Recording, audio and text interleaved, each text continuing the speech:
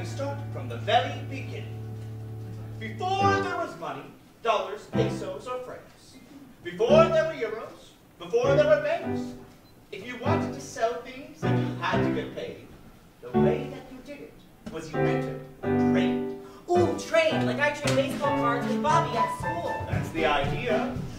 If I had a blazer and wanted some bread, and you wanted a blazer, you would trade me in bread. Wow, well that must have been really hard. What if I didn't have what you wanted? That was exactly the problem. So they needed a currency, something small they could hold, something easily divided, so they settled on gold. Is gold debt? Gold is no one's debt. Well then how did money become debt? And why don't we still use gold today? Since gold was so heavy to carry and pay, people kept it with goldsmiths who locked it away as a claim for your money, so no one could cheat. When you stored your gold bullion, you'd get a receipt. People found receipts handy when they traded and sold, or backing their value was a vault full of gold. So each receipt was like gold. At first, yes. But the goldsmiths got smart. Oh, it was in decline. For no one withdrew all their gold at the time. So they had an idea for their gold underline. And they made more receipts than the gold in their stock.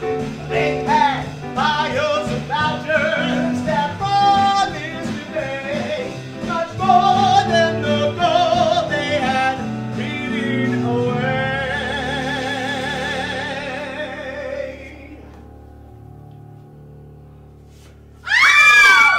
Thank you very much.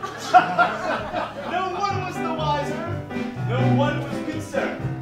No one thought to check on the gold they had earned. But what if the people did want their gold at the same time?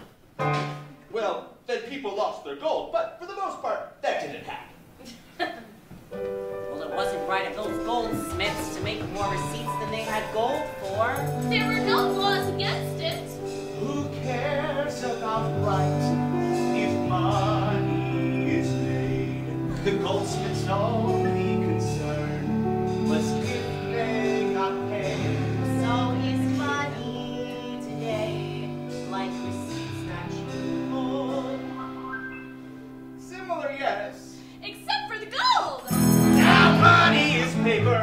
I have to confess, it's worth what we tell you. Nothing more, nothing less. It's created by lending. I am quite pleased to say that money is nothing but a promise to pay. No money today is just a receipt, and banks can loan out much more than they give. But how can banks loan out more money than they have in the bank? Because of a little trick called fractional reserved banking. A fraction reserved?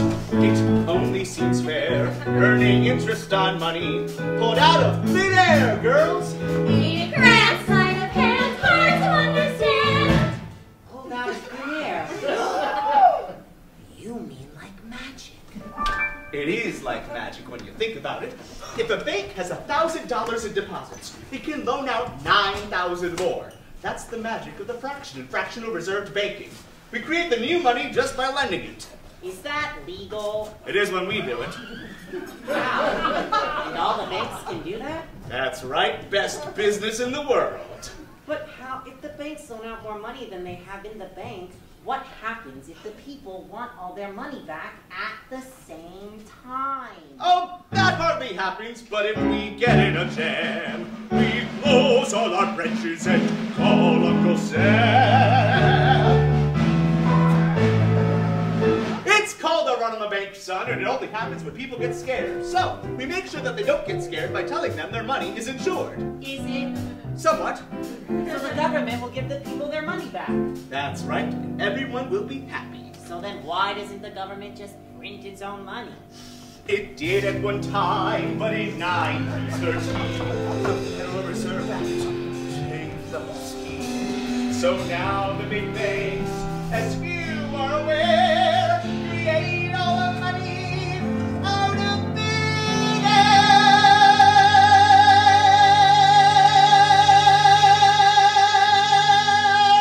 If there's so much money, then why are there so many poor people? Well, what did I tell you money was? Debt. That's right. And if money is debt, then all of that money is created by lending it to someone. So someone has to take out all those loans, and someone has to pay them all back with interest.